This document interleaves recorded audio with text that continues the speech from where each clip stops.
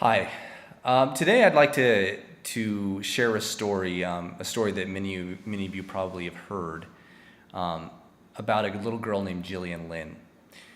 Gillian Lynn was growing up in the 1930s, and she had a lot of trouble in school.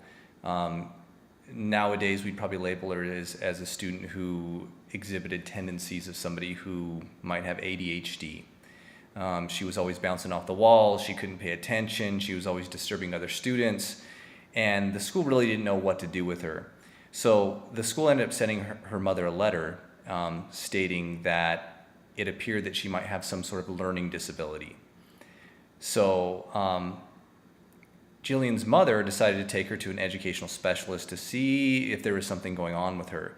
So she took her to the educational specialist. She spoke with the educational specialist and told him all of the issues that Jillian was having in school.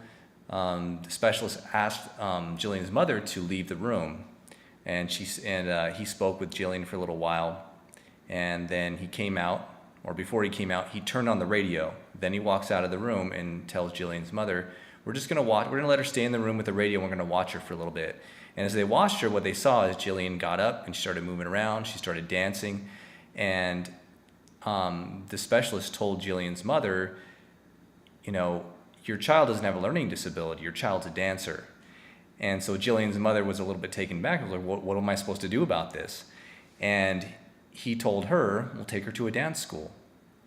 So she enrolled her in a dance school, and Jillian described that moment as eye-opening, where, kind of a life-changing moment, because finally she was around other kids who had the same, I don't want to say the same issues, but kind of the same issues that she had. There were other kids who couldn't sit still. They had to be moving around to learn things. And she felt at home. And she continued to get better in dance. And eventually, as she got older, she had a career in the Royal Ballet. And after a career in the Royal Ballet, she created her own dance company. And she met Andrew Lloyd Webber and ended up producing two of the most famous musicals of all time, which are Cats and Phantom of the Opera.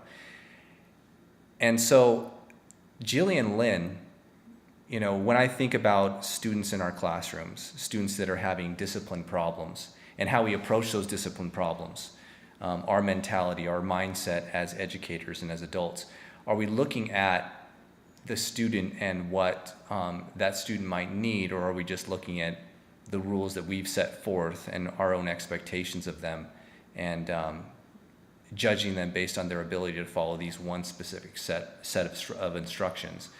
So when we look into our classrooms and we see that student who can't sit still, that student who's disturbing other kids, who for some reason can't function by just sitting there and listening to us and doing work and writing papers and all of that, what are we doing to try and tap into that student's real needs? How many Gillian Lynns do we have sitting in our classrooms today?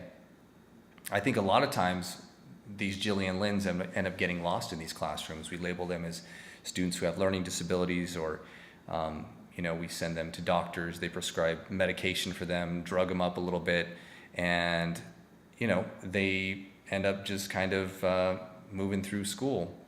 But how many of these students, if we really were able to tap into finding what their problem really was, and honing into their actual talents and using those to help them learn, how many of those Gillian Lynns could we produce?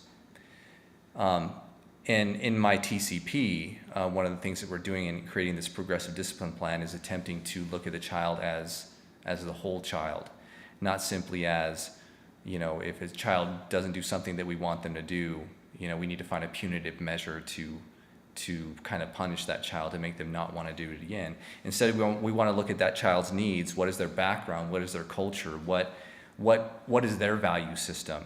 And help them and mold them into what they really can be, so they can reach their full potential. And so I would just challenge all the educators out there to, when they look at their students, to think about that. Think about how many Gillian Lynns you might have in your classroom and what you can do to tap into their potential.